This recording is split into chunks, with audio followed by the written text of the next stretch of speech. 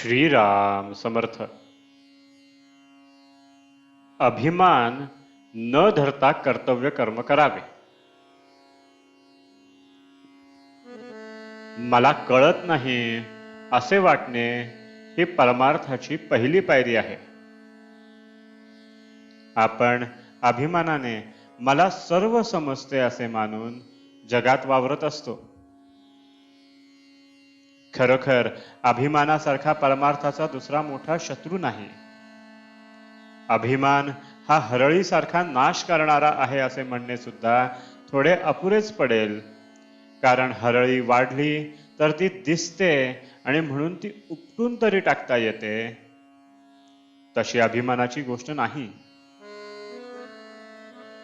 तो दिसत नाही आणि म्हणून तो केव्हा आणि कसा डोके वर काढील याचा पत्ताच लागणार नाही. चित्तशुद्धीच्या मार्गात मोठी धुंड कोणती असेल तर ती अभिमानाची आहे, आणि स्वतःच्या कर्तबगारीने आपण त्याच्या तावडीतून सुटू असे म्हणणेही वेडेपणाचे होईल.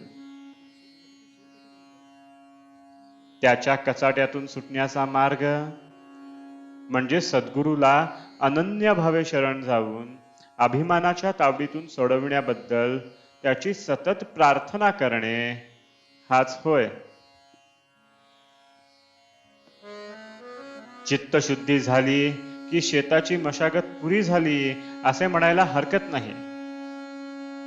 पुढे प्रश्न, बी उत्तम असणे जरूर आहे. उत्तम बी कोणते हे कदाचित आपल्याला समजणार नाही, परंतु फळ चांगले कोणते हे सहज समजते. आता असे समजा, जी फळे गोड लागली त्यांचीच लागवड केली, तरी पण पुढे असे अनुभवाला येते की काही काळ लोटल्यानंतर कालमर्यादेप्रमाणे ते झाड मरते आणि अर्थात फळे मिळायची बंद होतात, आणि त्यामुळे मन कष्टी होते. यावरून असे दिसते की आता गोड लागलेली फळे ही कालांतराने दुःखालाच कारणीभूत होतात. तर मग बी निवडताना असे पाहणे जरूर आहे की ज्याची झाडे कायम टिकणारी आहेत आणि फळे अक्षय सुखाचा लाभ देणारी आहेत. जगात उत्पन्न झालेली अशी कोणती वस्तू आहे की जी अक्षय टिकेल? कोणतीही नाही असेच उत्तर येईल.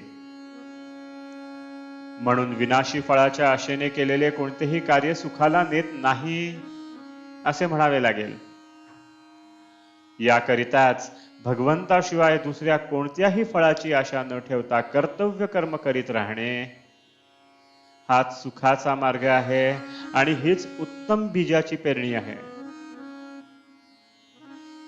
भगवंताची मनोभावे प्रार्थना करावी की हे देवा, तुझी भक्ती तुझ्याशिवाय इतर कोणत्याही फळाच्या आशेने न होईल अशी कृपा कर. त्या दृष्टीने आपणही प्रयत्न करणे जरूर आहे. ज्याप्रमाणे किडके आणि चांगले एकत्र झालेले धान्य आपण सुपात घालून पाखडतो आणि किडके धान्य बाहेर उडवून लावून मागे उत्तम धान्य शिल्लक ठेवतो, त्याप्रमाणे भगवंताची भक्ती करता करता भगवत प्राप्तीशिवाय इतर होणाऱ्या इच्छा काढून टाकण्याचा क्रम ठेवावा. म्हणजे कालांतराने भगवंताकरिताच भगवत प्राप्ती अशी भावना दृढ होत जाईल. आजचे बोधवचन, खरे सुख हे कायम टिकणारे पाहिजे.